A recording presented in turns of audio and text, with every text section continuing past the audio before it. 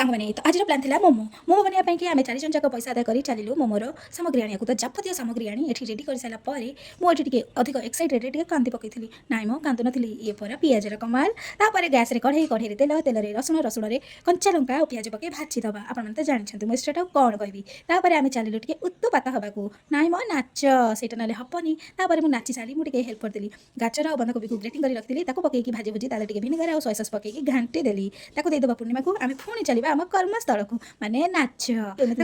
लोक सब पलैले आमको हेल्प करने ये भद्र व्यक्ति जनक एमती वीडियो देखी मोमो कला जे सब देशर मानचित्र आंकीदेला तो आपने कहे यहाँ कौ देशर मानचित्र ता भर मुझे करी जोटा कि कहबी आपने कहे तापर पाड़ी है टेस्टिंग आगे देखूँ आम पैसा आदाय कर माने सीझा हो दर सीझा हो आम खाइबू ना ना पैसा वेस्ट जी आगे कहूँ गले मोमोटा ठीक ठाक था बेसी भल ना बेसी खराब नाला आम तो खाई छाड़ जदि आम वीडियो भल लगी आपको please like share and subscribe करेंगे ये मुझे कौन कहती आप जानते से मो सीझा हो दर सीझा हो आम ही खाइबा तो।